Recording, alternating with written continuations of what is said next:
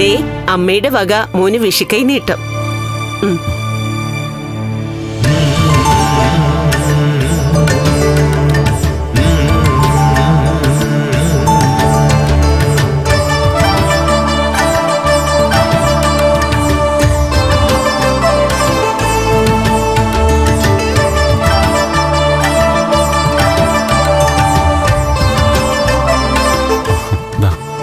മൂത്തവർ ഇളയവർക്കാണ് വിഷുക്കൈ നീട്ടം തരേണ്ടത്. തിരിച്ചത് പാടില്ല. എന്നാലും തന്നോളൂ.